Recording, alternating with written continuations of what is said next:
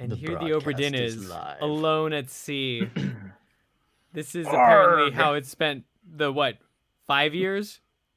This Yeah, is this 5 years. that's a newscast shot from that cruise ship still stuck at sea during COVID. It's That's still right. out there. Oh, those poor people. Yeah. We're gonna see those poor people, and yes, They're cranky. poor. No, I texted Ryan partway through this and I was like, worst boat trip ever. This is why I don't take cruises, people. I don't like exactly it. why. Yeah. Well, hey guys, good to Howdy. see you. Cheers. Welcome to Cheers. November. Great to see everyone. Here we go. November. November. And we are Already. diving into, right, the first time I heard about this game was when you were recommending it after we played Outer Wilds on the Story Geeks podcast. So I love that with more freedom, more time, we can dive into other games that deserve our attention. So, yeah, this was a fun one. It all goes around. Usually what happens, Ryan, whenever you recommend games, and they're always good recommendations, I literally forget them about 5 minutes later. Like, I don't even know what the name of the game was. And I've forgotten the description. So every time I start it, I'm like, oh, yeah, this sounds vaguely familiar. Even though we've had conversations at length about them. This one was great. It's just so hard because there's so much content out there. There's so much TV. There's so many films. Well, fewer films these days. But there's so much many video media. games. Yeah. Yeah. So And much so to it's so consume. hard to like sync, playing or watching something with someone else unless you're really intentional about it, which is Oh, yeah. why I think this is so cool. It is so cool. You guys are so cool. This is Yeah, so we're great.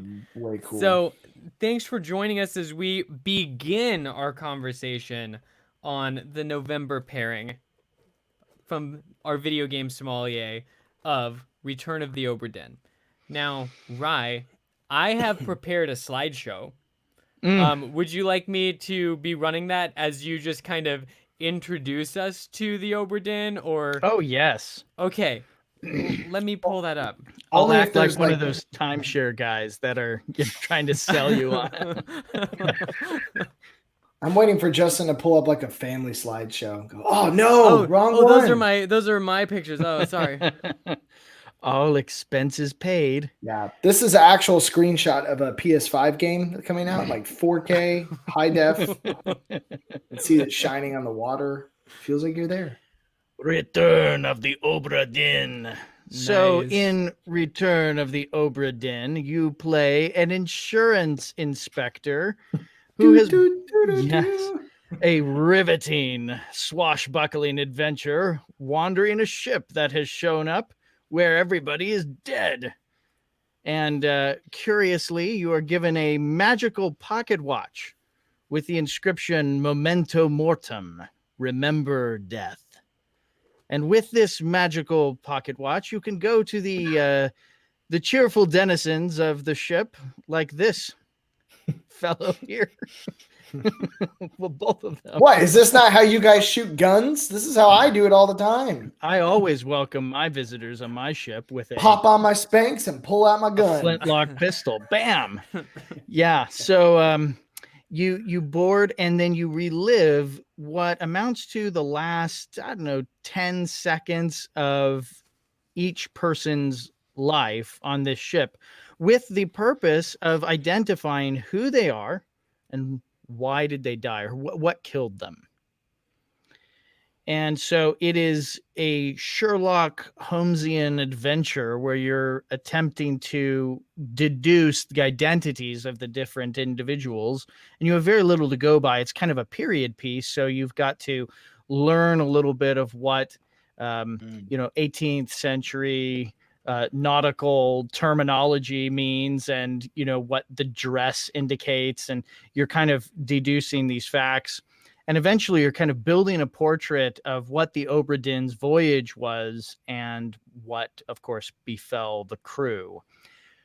And so at that point, I'll say we're going to get into some serious spoilers for this game. And this is a one-of-a-kind game. So If you've not played it and you have any interest, I would recommend you Pause this. abandon ship and play the game, because the tragedy of this game is not so much what happens, but the fact that it ends, and there is nothing to scratch that itch when it's all over. Yeah, if I could just sell that for a moment, if there's anybody teetering on whether they should or shouldn't play this, do it. It's not too long of a play. It is a mind puzzle like you haven't played probably since sixth grade math, when they put the ultimate word problem in front of you and you have to deduce who's sitting next to who, wearing what color shoes, and eating what for lunch. No, there's little to no clues that you begin with. It's all context building. It's a solve it game, and if you at all like puzzles or thinking in that way, go play it. Oh my gosh, it's so great. And the game takes a couple left turns real quick. I mean, the pocket watch in and of itself is a really cool idea that I've never seen in another game. But you walk through the first memory, which is actually the end of the whole story. Yeah. And then you walk into someone else's memory.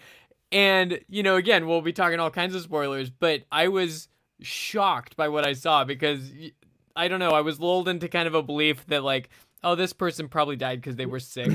Right. Like, they're laying in bed, so they were probably sick. And it was like, that is not what happened at all. You would think, like, okay, I'm playing an insurance agent on a 1700, boat or time frame with a bunch of dead people. This sounds so boring. And that could not be further from the truth. Like, nothing happens quite as you think it does. That's probably all you need to know, but worth the that's play. All you need to know for now. Spoiler alert, we'll dive right in. Here we go. Then the boat caught on fire and sank, and you're on it. And no, I'm kidding. That makes the return even more mysterious. I know. Wait, what? How is that supposed to work? Oh, so well, where should we begin? I feel like we need to begin at the end. I mean, we showed that picture of the captain, who we quickly figure out is the captain, firing that pistol. And now that I have figured out how to share a screen on the side, I'll just pull that back up. Yeah.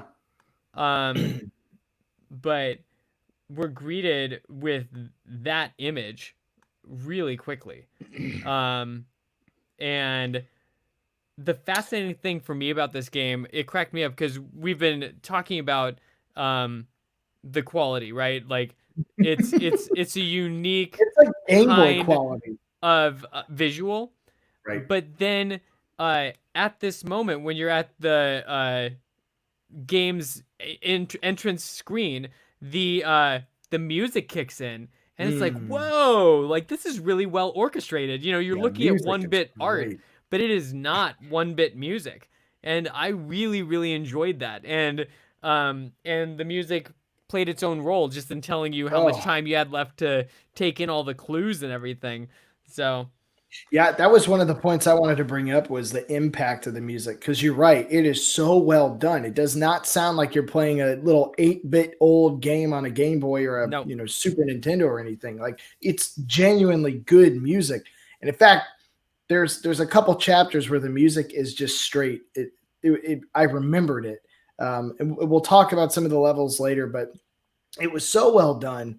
But the use of sound and music really stood out, because when you launch into it, and anytime you activate a scene or a memory, the screen goes black and you will get text to help understand what's being said between people, but you don't know who's around yet. It's literally you're just listening.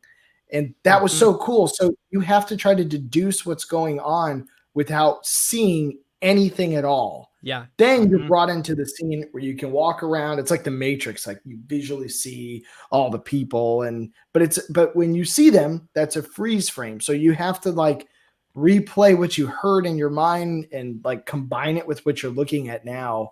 Yeah. It's just such a really cool way to separate the senses and make you use them. And sometimes the conversations would be happening in two different parts of the area that you're in. So you're hearing two different conversations, and part of the fun or frustration, depending on what mood you're in, is just trying to figure out, like, who said that? If I knew who said that, I'd know everything about this story. Yeah, Absolutely. Yeah, none of the dialogue is captioned with of course, the person's name, because the whole goal of the game is to figure out who is who, to match a name with a face.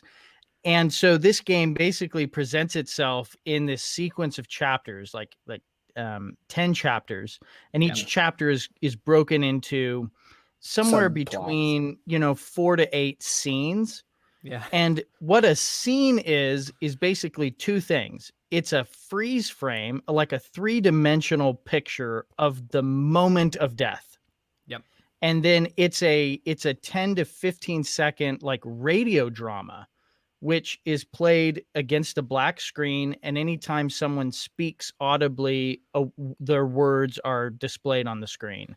Yeah. And so it's very evocative, because you're immediately put into this headspace of, what's happening around. It's like 3D sound. Sometimes you're hearing something over there, over here. You're hearing something above or below. You're inside the ship. You're hearing the rain on the, pelting on the surface above you, or you're hearing someone's guts get squeezed. It's Well, you don't there's even a lot of notice. disturbing sounds. It's funny because you'll hear sounds and be like, oh God, what is that? What is that? And then you'll look and say, oh, okay, maybe it wasn't as gross as I thought, or, oh, maybe it's way grosser than I thought. Yeah. And they did such a good job of utilizing that. But it's great because they give you little bits of clues, and that's obviously part of the game, but there were even scenes where they will drop a name, and I'm like, oh, perfect. I'm going to get to this scene, and I'm going to see who's around me, and I can probably guess if they call a guy, John. I'll be like, okay, well, wherever the guy is, I'll know that's John. And then I open up, and there's like 15 guys. I'm like, man, it could be any of them. But it's really neat how they just drop little tiny subtle clues, and you kind of have to like put a pin in it on a corkboard wall, if you will, and figure out how to string it all together as you go. It's not as easy as you would think. It really is. There's like 60 scenes in the game because there are 60 crew members. Yeah. And so, each scene gives you just enough to get a sense for how they died. But then identifying the names and the faces is the work of the game. That is the puzzle of it. And it gives you the ability to guess, and it won't confirm whether you got something right until you've gotten three in a row. Mm-hmm. And for the ones that you think are right and aren't, you're like, okay, well, it's almost like I literally have to have a notebook next to me to like kind of scratch and write stuff down, like a little scratch pad. Otherwise, it would just be chaos. But that's what's so cool, because it's not simply just who is this guy, but it's who is this guy, how did they die, and by what method, who did it, was, and it gets very detailed. And that actually made me laugh, because I'm sitting there thinking, if I'm an insurance agent, I would be this detailed, because that's what they do. You have to be detailed. In a weird way, I have to think like an insurance agent. If I'm going to write this stuff down, it's got to be spot on. And I'm like the worst insurance agent I've learned. Terrible. You're not the worst necessarily. I'm working toward the final achievement that I haven't gotten in this game. And and you can just, for every single person, you have to say the captain did it. And that's the last achievement, is the captain did it. And I forget what the text is. It's like, yeah, that's close enough. That's fine. Okay. So just say that for all 60 crew members. But I was thinking, if there were an easy setting, you'd have the magic pocket watch, Memento Mortem, but then you'd also have like a magic like address book or yearbook or something that would be like Memento Nomine, and you can remember their names also. And that would just really connect some of those pieces easier. That's called the internet. Right. That's Google. Wikipedia. Google knows. Oh man. Fandom.com. Okay, so we got to dive into this game, because great. the big moment when oh shit, what is happening is when you look at the captain's wife's death. Yes. And that was the one I referenced, that you see her laying in a bed. Yes. And we've seen the captain shoot a gun. We've seen him stab a guy. So we know that there's, something's going on. But Dysentery. it all felt swashbuckling, It's like, okay, Right, I've seen this before. Someone's sick. Maybe there's like a mutiny happening. Like, yeah. just And so I thought bad she was blood. sick. You So go then, into her. It was her radio drama that's like, what is going on? And then it reveals a pretty epic scene with the Kraken. Like, that was just like giant so tentacles shocking to me. The over game got the boat. so much bigger. And there's a waves beam and rain. A beam is like colliding with her head. It's like it picked up the main brace thing and then smacked her with it. And the tentacles wrapped around it. And you're like taking in this whole thing. And there's like people falling out of a boat behind. And the rain is pelting. It's just totally all over the place. Yeah. Yeah. Again, this is why Carnival is a bad cruise line. It happens to them all the time. So do not take cruises, people. That's the takeaway. Yeah, no, that is the moment where the universe in this game opens up and you realize, okay, it's not just normal junk going on between people. You have giant sea creatures attacking. And really, I use a little bit of language to describe this, but the fact is that the game gets, I think, really mature at this moment. Because from this moment on, basically the deaths become not just like little whodunits, but they become increasingly kind of gruesome and even kind of tragic and mysterious. People are like trying to fight the Kraken, but then the cannons are getting dislodged, and then people are getting crushed, and others are getting obliterated. And these are not just characters, fighting against each other or factions, but this is just like all hell breaking loose and the kind of horror of war, against the sea. And I don't want to let it go too far, because the one thing I picked up was the first scene is the captain fighting off crew members. Mm-hmm. And so I take that and I couple it with this Kraken attacking, and I'm thinking, okay, if you have all these giant sea creatures attacking you, it would seem like everybody against the sea creatures, like humanity versus these outside forces. Why then later, because you're playing this game in reverse, like Memento. So you're learning as you go, earlier and earlier. Why then near the very end are his crew members trying to kill him? You would think at that point, if you're alive, like, we're all in this together. I'm not going to try and kill each other. Right. And so that really put a giant question mark in me to think something else is going on beyond just giant creatures attacking. There's got to be something either causing it or at the center of it that's causing sort of this mysterious conflict. So that undertone sort of sat with me as I'm playing through all this. Mm-hmm. But right. Just to what you were saying, especially that scene with the cannon where it actually accidentally got lit and, 3 or 4 guys die in a freak accident. Yeah. Because of war.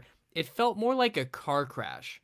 Right? Not something with motive and that's right, intrigue and kind of heightened. Why'd why'd that guy do it? But it was just tragic. So there were a couple moments in it that just felt like, like life is fragile. Shoot, Well, and it felt even when you're on a boat like that. There's already a sense of claustrophobia, but as you're walking through like some of the lower decks where they have the cannons and you see tentacles reaching in and, throwing these things and smashing them, you feel how like trapped it feels in there. Mm-hmm. And so, it really does kind of feel like a car crash. That's a good analogy for it. Mm-hmm. If it's suffocating and it's sad. Yeah. And it was fascinating, going back to your point, Jimmy, that when you have the whole story, chapters 1 through 10, it starts very ordinary. Um, Right.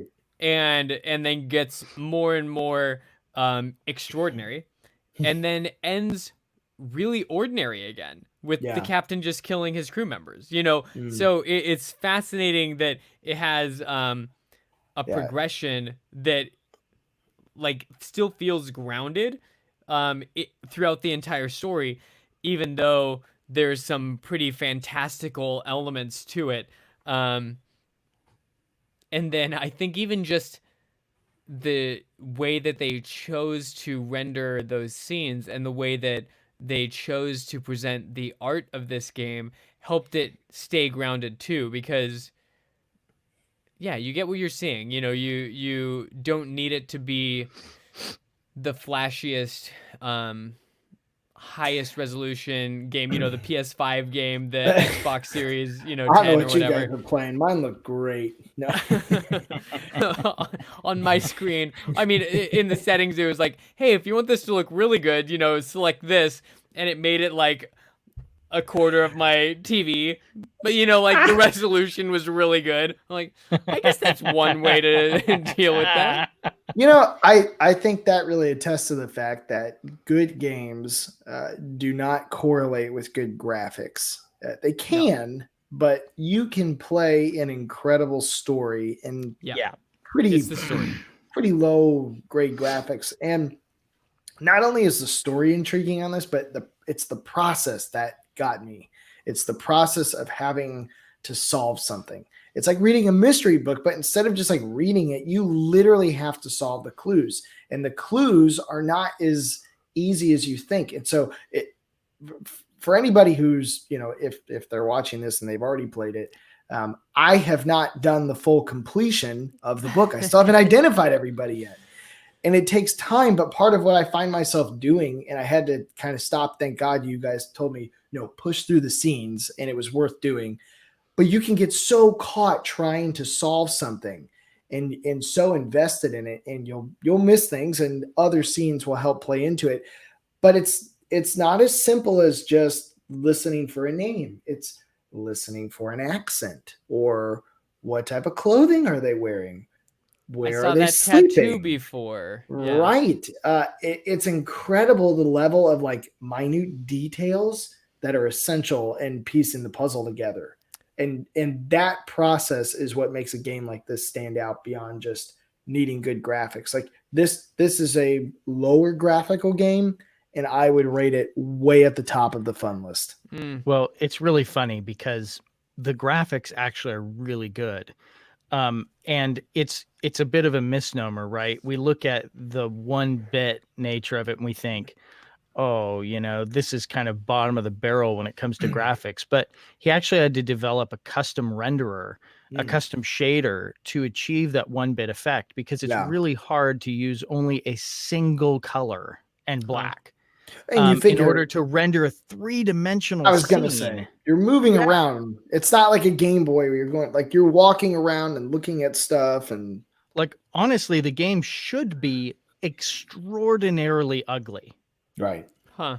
But the fact that he's able to present the scenes and they look evocative and, you know, beautiful and arresting and stark, you know, he's able to achieve and alive. Yeah. He's able to achieve all those effects with a single color, just shows the genius in the art style.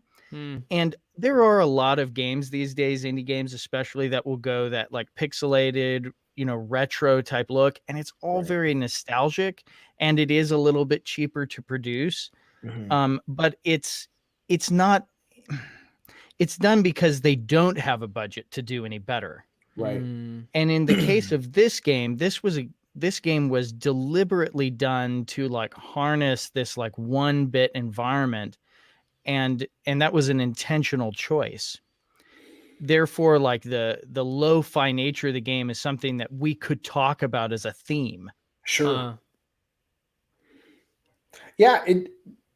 I also feel like though it forces you, and I don't want to say it's poor graphics. It does look amazing, but relative to what an average gamer plays, you know, playing Halo or something, it looks completely less fancy. And I feel like that forces you to kind of pay attention to the story maybe a little bit more. I don't know. For like a great game with great visuals, I will be captured by that. Just that's my playing style. I will pay attention to those environments and the beauty of how it looks. And that's really fun. And this feels like, hey, we're going to do something that's supposed to look retro on purpose and really force you to enjoy the story. And Yeah. that's like the best force push you could get for this. Yeah. It's a bit like CSI, you know, where they're Mm. doing enhance on the license plate. Yes. You know, enhance. But you don't have the enhance, you know. So in some ways, the lo-fi connects to the historical nature of this as a period piece, but also it creates a puzzle out of the graphics because we don't have these faces rendered in photorealistic, you know, portrayal. It's harder to see the differences between people because we're just seeing again a very 1-bit representation of their face, and I think that's to aid in the mystery and make it more. Makes it harder. Yeah, exactly.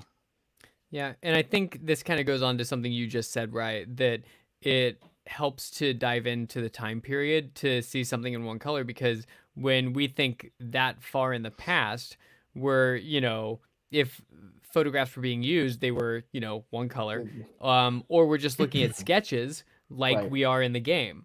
Yep. And either way, it's a single color against, you know, paper. And there was recently a film, like They Shall Not Grow Old or something like that, that Peter Jackson produced, that he restored and colorized a lot of footage from World War One.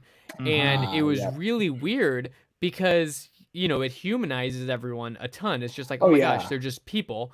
But then it made it a little confusing to remember that that was World War One, just because you're not used to seeing anything from that time period in color. So Yeah. I just wanted to share that, as which I think No, you've already covered, but it was just interesting to me.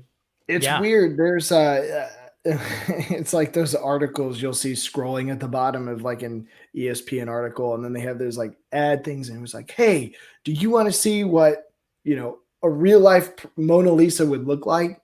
Right. And I have clicked on these before, and they've taken like statues of Alexander the Great. What would he look like? And so they do all these different renderings. And when you see people from that far in the past look like a person, you're like, huh, it feels odd.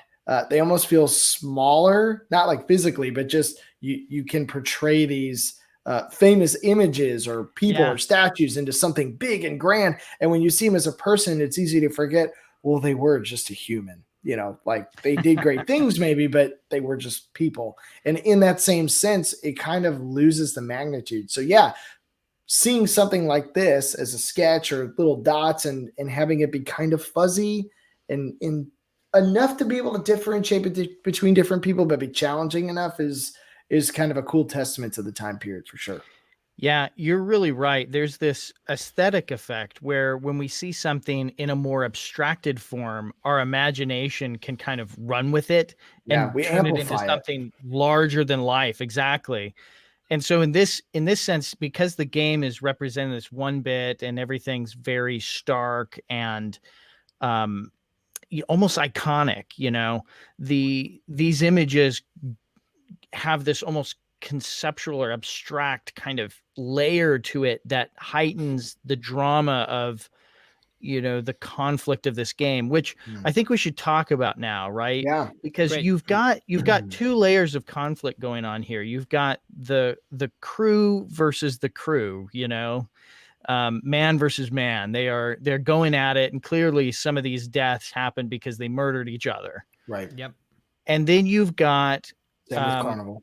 then you've got this other level, which is, you know, man versus nature, or specifically man versus the sea, right? And the creatures of the sea.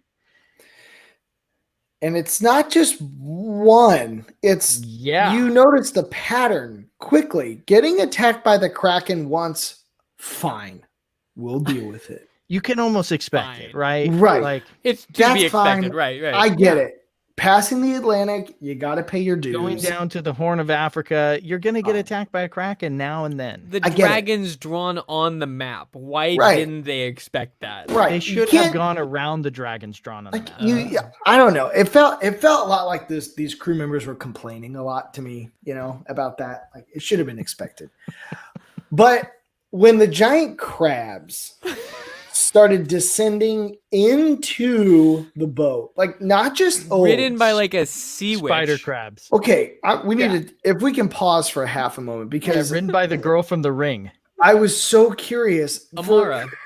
Because you worked through like 4 scenes, and I just thought, like, man, these crabs are like, they look hairy in the center, and they look kind of like a person, but I was like, oh, it's just the crappy graphics. Maybe I have bad eyes. I don't know. And then I saw one coming up over the edge of the deck, like on the top deck, and there was like these slit eyes on this black hooded creature, like launching a spear. And I just thought to myself, this is why I don't take cruises again. That was terrifying. But once more, now it's not just a kraken, it's giant crabs. So why the heck are they coming to the boat? And that's the big question I continue to have. Yeah. What is going on? Yes. These freaking things are coming. It's not like, oh, just one. There was like a war of crabs attacking. Yeah. Soldiers of the Sea. Tons of them. Soldiers of the Sea is the name of the chapter. Yeah. That So was you're also- already thinking they did something to deserve this. Also, if I can't let the moment pass. That was the chapter with my favorite music by far. That's one that had the bells dinging and the kind of upbeat music. I could have listened to that for like an hour. It was so good. Anyway, didn't want to let that pass. That Nice. throw me out. Those were really interesting creatures because I love monsters. I really do. I'm fascinated by creature design and the logic of how they operate in the world. And the ones that got under my skin are the ones I don't understand. And those ones I didn't understand. I was so glad that they could be killed, so I could just be like, okay, burn them. Like, set them on fire. Okay, great. But like they carried harpoons, but then they had a seemingly endless amount of spikes to just shoot out at people. And then all this while, the crab can also decapitate people. Oh. It was just a horrifying idea. It felt like it had no weakness, or it felt like it was so tough. Like it's like I'm going down and I'm taking everyone with me, Yeah. kind of a thing. It was so stacked. So it goes back to like, what was it there for? What was its mission? We didn't really Right. get to Yeah. discover it at that point because they fought him off or killed them or, whatever. They seemed to retreat and then call the Kraken at that point. Yes. Jimmy. Gosh. Jimmy, what was their mission? Ooh.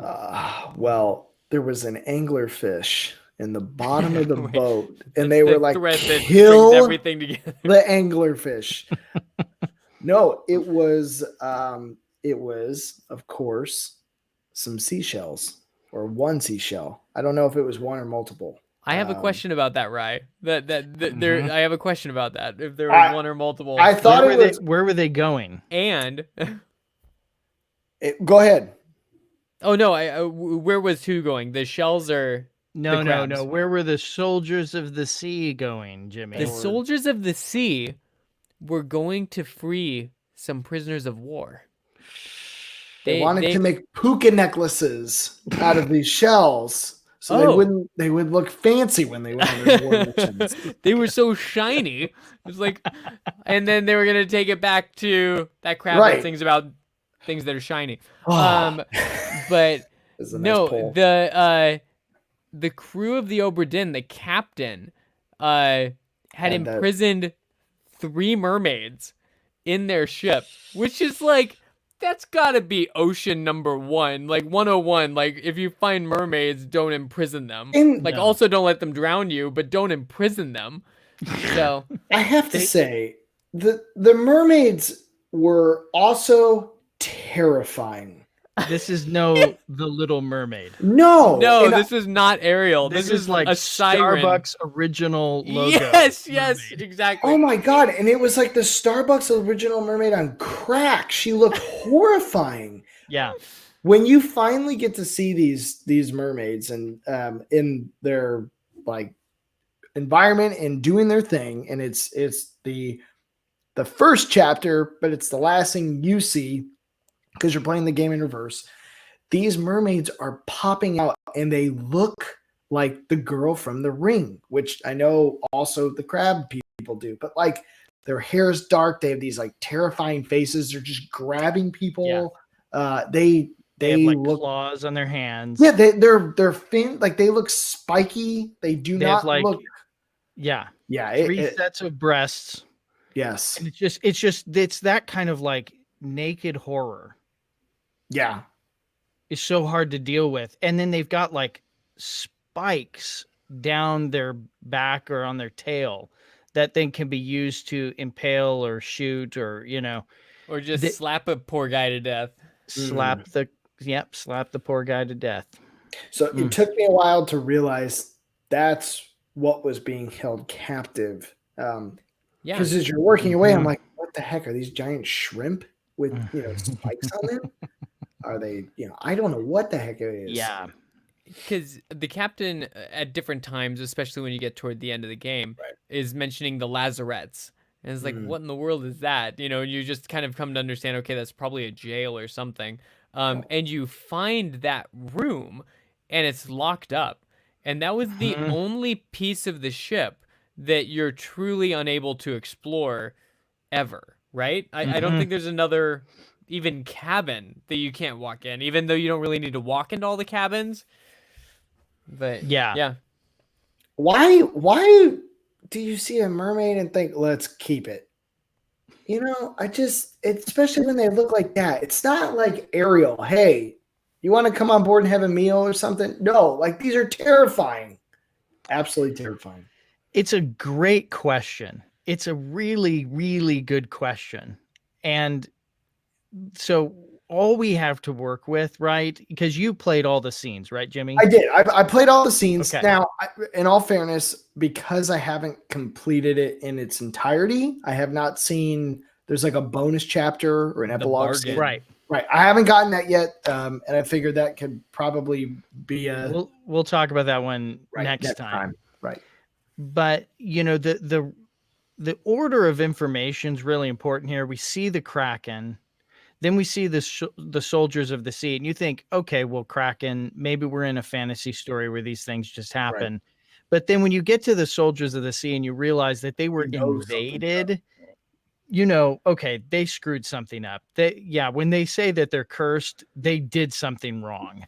Right. Then the next thing you see is them hauling these fish creatures down to the lazarette. And you're like, okay, this is the same path that the soldiers of the sea took. Yes. So that's got to be important. And you don't know what these creatures are because they're kind of wrapped up in some kind of shell or cloth. They've bound them. You can and they're kind of see a tail with spikes. That's why I thought it was a giant shrimp. That was the only thing I could think. Right. And then you play the scenes, and this is the first time you encounter this where these scenes are not become sequential and you experience them out away from the boat. Yeah. And so the only way to revisit these memories is to actually go back through the sequence because the dead bodies never are returned to the boat. Right.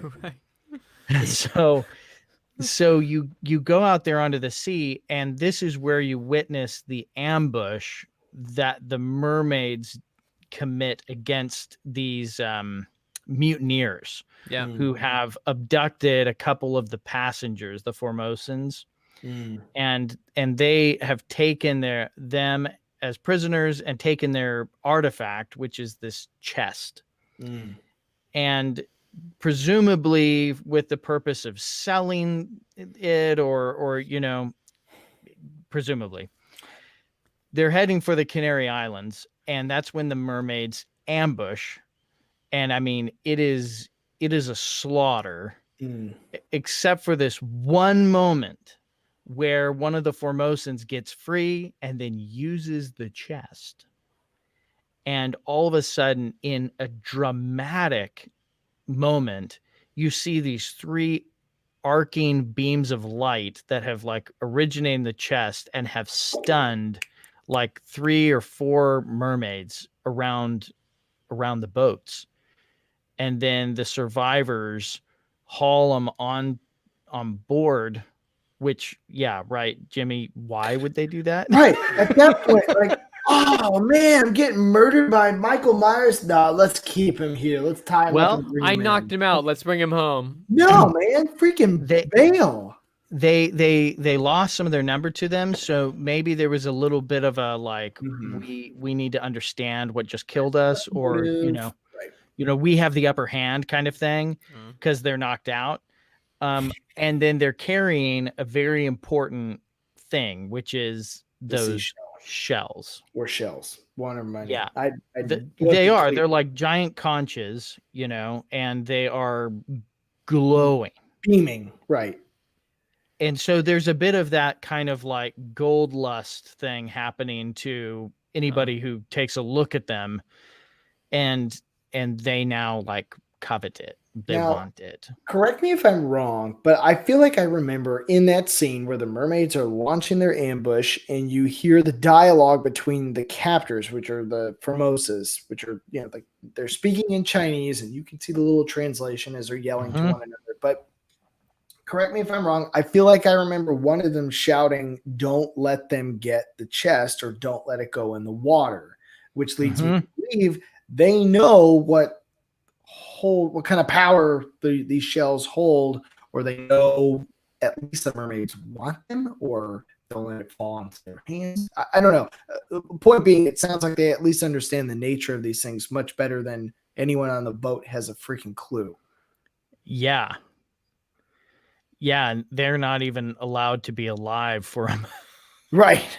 Right. enough of the story to like Right. For you to answer kind those of questions. unravel it, right? It's Yeah. it's kind of like the ring in Lord of the Rings. It seems like it's a key piece, but these people aren't alive to divulge that sort of information to him. So instead, you have a crew that now has freak mermaids for captives and a shiny, puka shell for necklaces. So I'm curious what situation they would have been in, that they have these shells, they know at least a little bit about the nature of the sea, the true nature of the sea, and what these shells mean. And I'm curious what the situation was that they needed to travel across the sea with these shells. Like that would have been a pretty big reason for these people in the know, to brave these waters. So I don't want to leap too far ahead, but that was the point where all of it, I mean, you've seen all the scenes, right? At this point, you now know the whole story in reverse. And when I began the game, I saw a captain being attacked by his crew members, in which I thought, hey, it's a mutiny. Captain is a good guy trying to fend off people taking over his boat, taking control. Now I have an entirely different understanding of what was going on. And so suddenly the captain goes from, in my mind, and that's just how I started, was he's the good guy. He's the noble leader. Even though he meets a terrible death by his own hand, he went through a lot of tragedy and pain. So I kind of put him in the good guy camp, and the mutineers are in the bad guy camp. And then when you understand the complexity of it all, you realize these crew members started to piece together, hey, we have creatures coming on board and attacking us. Maybe we need to get rid of these mermaids or the shell or something. Something's got to change. And the captain isn't doing anything. So we need to do it ourselves if we want to have any chance to survive. And at that point in the game, there's not that many of them left. We're talking a handful. So it really paints a crazy roundabout picture as you solve all this. I love the movie Memento because it plays backwards, and yet your experience is learning all of it in a forward progression. And this game is so much of the same way. You are learning that story by moving forward, even though you're playing the timeline in reverse, which is really cool. But man, greed had to have been at the center of this. Is my only thought. Yeah, you need to determine all of the faces and the causes of death, but you don't need to determine the motives of the mutiny. And that's for you to speculate upon, or the lore around the chest and the shells, and Sure.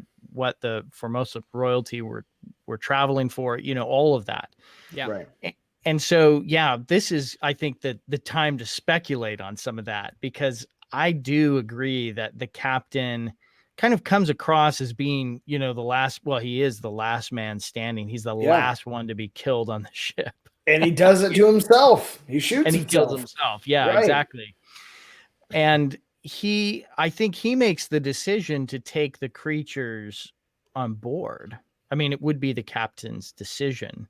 And I'm trying to remember that scene in my head, but yeah, the opportunity to take an exotic creature captive maybe posed a bit of recompense for the mutiny itself, and the loss of life, and the the failure to protect the passengers. And so now they can kind of take these creatures as a way to almost bargain their way back to, good standing with the crown, or whatever.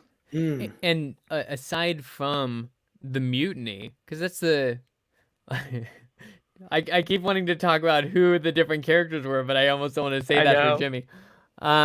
Because aside from the mutiny, not much horrendous had happened at that point. Because that's what is the inciting incident for all the mythological level events. The shell is that alluring element that really gets us started. But yeah, so I think it's like, where is it? The escape. It's episode 9, so it's right at the end when the last couple people get off the boat. And at that point, like, the captain, partially because of a death that happens, but partially just because it seems to be his character, he's like slumped over against a rail. Yeah, It's he seems really like totally weird. Yeah, indifferent it's almost. like, like I'm walking around in this simulation and just kind of like, I don't like this guy, and you're that far into the game at that point, and you're just like, no, he's not the leader that I expect a captain to be. Right. And that's when you see his true. character start to like deteriorate. Yep. And it does a great job of presenting you with one image and then peeling back the layers progressively. Yeah. Or regressively, however you want to look at it.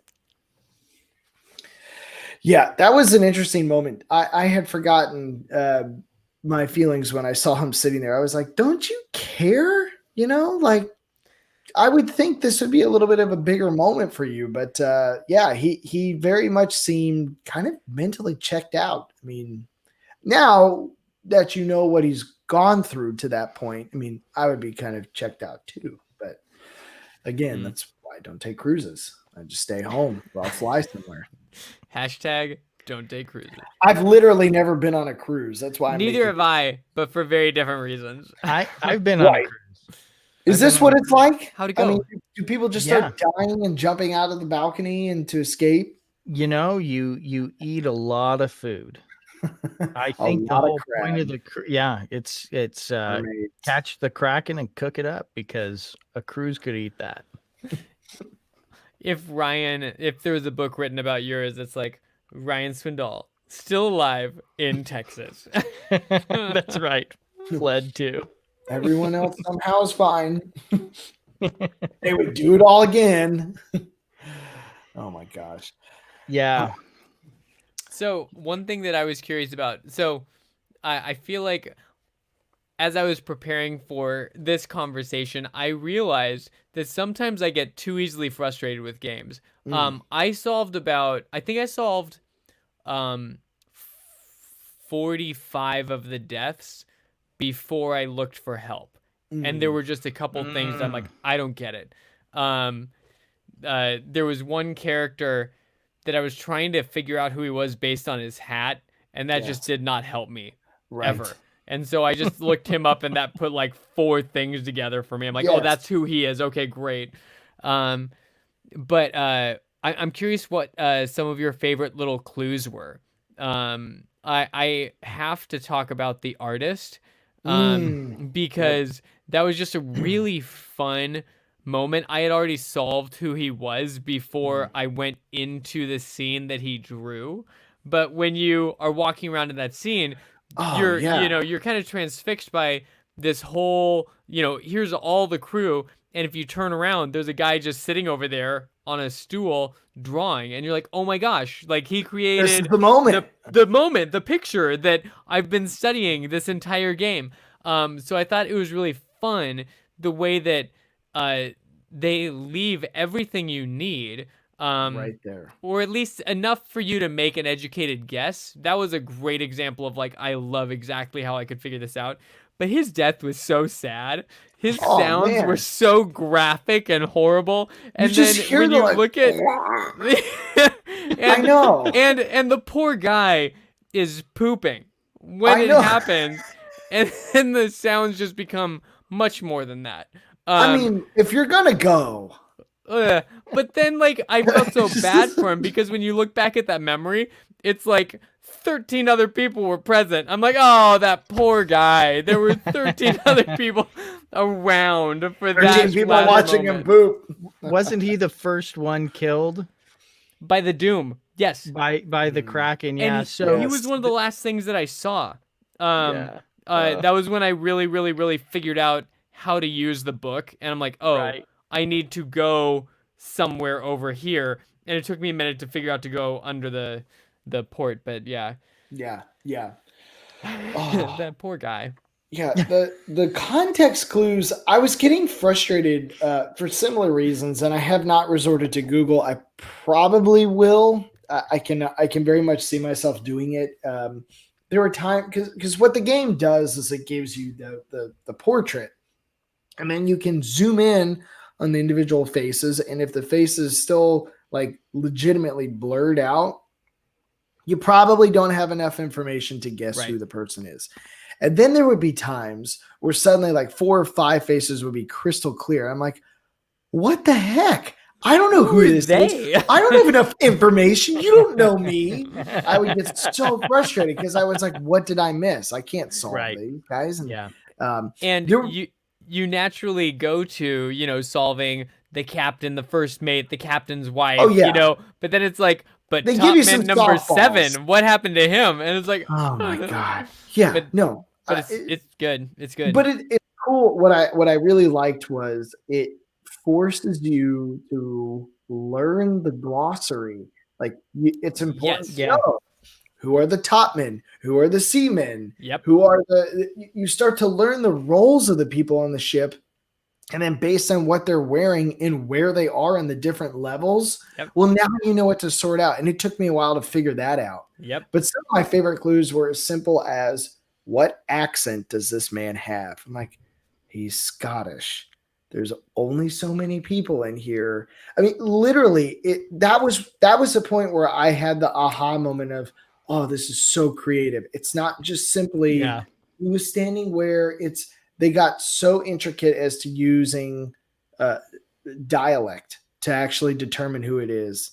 And then there was even a couple other ones that were as simple as they had guys sleeping in the hammocks and you'd see little numbers hanging. I think one of those pieced it together.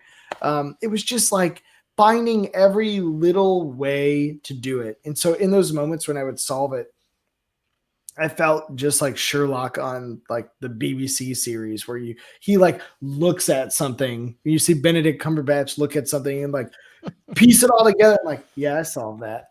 He had a number on his That thing. was me. I did that. I went into my mind palace. Exactly. My mind palace. But it was so cool. Like there's so few games these days that cause you to think It's not just playing. It's like you literally have to work out the problem in your mind to advance the story. And so it's so much more interactive in that sense. This is why I recommended the game after we played Outer Wilds. Right. Because like Outer Wilds, it's one of those rare games that respects your intelligence as a player. Yeah. Yeah. It's, Yeah. If the only way to advance is to think. Yep. The more you kind of take in all the visual details and audio details, the more consistently the picture kind of becomes clear in your head. Yeah. I loved that about playing this game. And there really are very few games like this because they are so challenging to make. Yeah. It's incredibly difficult to test this kind of game. Yeah. If in that sense, and it's funny you say that because I don't think about it much, but the whole game is on a boat. You're not traveling to different cities. You're not going between different buildings or different places. You're on like a 3-4 level boat. And thankfully, what makes it last so long is you can have really endless number of scenes within these different places, but you can mix that combination of all these players and events on it. So it makes a good use of the confined space to tell a pretty long story. I mean, you can really drag this thing out if you want to. Yeah. And I realized after playing it that it reminded me a little bit of Paranormal Activity in the sense that I knew extraordinary things were going to happen. And then there's so many ordinary things that happen in between those moments that it builds the tension in these really weird ways. And even in the ordinary moments, like one of the scenes, one of the whole chapters is like a bitter cold. Some people get sick and die. But you enter into it through a cattle skull instead of a human corpse, which had been kind of the general way that you go through the scenes. But it's just, so they're slaughtering a cow because they need to feed the men. And so it's just like a very ordinary moment that's still, kind of grotesque, but then also like back behind you, if you spin around, they're carrying out a dead body that died from, this illness. So it's just like unsettling. It's just like there's so many ordinary things, but then it's still life and death, and then it gets to these fantastical elements. There was a putting me on edge about this game that was really interesting. Well, and it's funny because what you quickly learn is the way the scene starts, and this was the genius element of playing it backwards. Like I think one of my favorite ones was the Soldiers of the Sea. The beginning of it is you find a guy in like the hallway in the back corner, and when you start the memory, he's just like going like blood everywhere, and he's speared, and you're thinking, well, what the heck? Like, how did this start, right? And so you don't know, did another guy spear him?